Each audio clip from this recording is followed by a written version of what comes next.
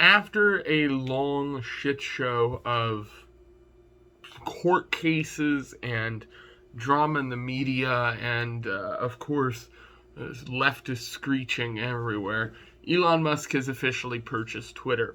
He's moved into the offices, he's taken over, he's tweeted multiple times about this. One thing that I wanted to talk about in particular is what I think will happen in the future for Twitter. I've mentioned before on my platform on Outlawed Thoughts that I think it is an interesting decision, but I think ultimately there's no bad way this can end. It's only going to make Twitter better. It can't really make it worse. And I think that still stands true. Obviously, we've seen him take over the company. We've seen the type of people who are mad about this are not exactly the people I don't like seeing angry. These are people like Taylor Lorenz, people like basically everybody on the left on Twitter who is making the argument that if Twitter becomes a free speech platform, the platform will become useless. There are individuals fleeing to leftist Twitter alternatives, much like people were doing on the right just a few years ago. And I think that's an interesting thing to focus on, is the fact that for the first time, we're seeing somebody take control of a company and affect the social, political, cultural sphere in a way that is on the right, or at least appears to be. Now, obviously, Elon Musk is not a Republican in my view. I don't think he's really a Democrat either. I don't really know what his political philosophies are. I know that he holds some pretty wonky ones, some that include brushing shoulders with communists, the fact that he seems to like to date an awful lot of commies. But that being said, there's a whole lot of other information here. The fact that he has already taken moves that I see as ultimately good for the content, or good for the platform, rather. And the fact that he's fired the previous CEO, he's fired the girl who was on Rogan discussing things with Tim Pool and Jack Dorsey regarding tech censorship. That is the girl who ultimately made the decision to ban Trump. So there are individuals who are being removed. He's also made open statements that he is now working on the back end of the algorithm using Tesla engineers, which I think is pretty genius, right? You don't have to hire a bunch of new employees if you already have a crack engineer team that you've used for a company to build something like the UIs that he uses in the vehicles. Furthermore, I have a feeling that Elon Musk will use this as an opportunity to make Twitter profitable the easiest way possible. Now, I've said this multiple times, and I know other people have, including him, I believe, in which Twitter should have a subscription service. Now, there is Twitter Blue.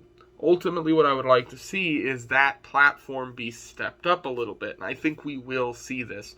One aspect I think Twitter can use to really disrupt the market is long-form video content, something the platform is already kind of queued up to do, but just hasn't toyed around with. And this is something Elon Musk can do very easily. You could have a platform like Twitter Blue, where if somebody pays the $1 or $5 a month for the service, you give them the ability to post videos of any length. Meaning, if I have a podcast, I can upload the entire video onto Twitter without any restrictions on resolution, on size. People can watch content on there just like YouTube. Make background video watching a possibility. Allow music artists to upload their content more easy to the platform. And then on top of it, throw ads on all of it. Monetize across the board and give a cut of that to the content creators. This will push thousands of new serious individuals who already make content on places like YouTube, Snapchat, Twitter, or rather YouTube, Snapchat, Instagram, all places that have figured out ways one or another to monetize. I think he will start to take a little bit of their market share. This is definitely true with TikTok, which really only has going for it that these videos can be uploaded in very short time bursts. This is what YouTube's trying to compete with shorts. But if he can utilize that same video style format on Twitter, again, Twitter is already the most used kind of DM messaging app. It's a great way to contact people. So if he can tie all those things into one platform, I think there's a ton of money to be made off of the ad monetization route, and a bunch of money to be made for people who are making content who can grow some form of following on that Twitter. On top of all of this, you have this narrative coming out that Monday Trump is going to get unbanned from Twitter. We've seen actually that really isn't the case. In all actuality, Twitter and what Elon Musk is doing is probably the smartest method. He has claimed that he is building a Twitter council with a bunch of different ideas and kind of spaces of thought in that group.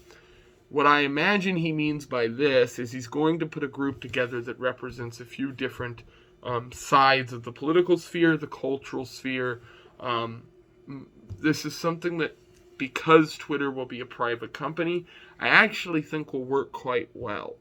And I think what will ultimately happen is we will probably see, and I think he has mentioned this previously, an end to permanent bans.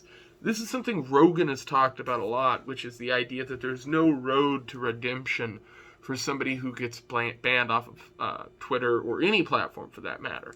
And that kind of says that somebody can't change. And I certainly don't believe that. And I can't imagine a business person who wants to make money off of the masses but thinks that way either. So it makes sense for the company to allow people to come back after a while if they have been banned. So this leads to the question, do I think some of these people will be unbanned in the future? This is people like Alex Jones, Donald Trump, and some very other big notable accounts. I do.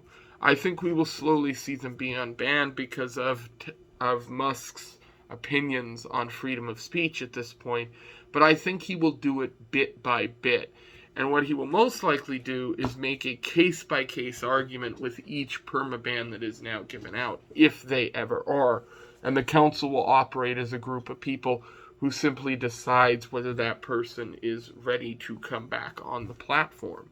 I also would like to see Elon take a step forward to having Twitter employees reach out to people who are putting out content that even they are looking at as a little bit off. Because I think ultimately if you do that, you'll find that content creators take somebody privately reaching out, explaining the situation because it is a private company, a lot better than just saying, well, you violated this arbitrary rule that we can't even state to you. That being said, Elon Musk owns Twitter. It is going to be fun to stay on the platform and have fun with some of the screeching that is happening. And I hope everybody enjoys. I'm back from Florida. We have a lot of content to put out over this next week. See ya.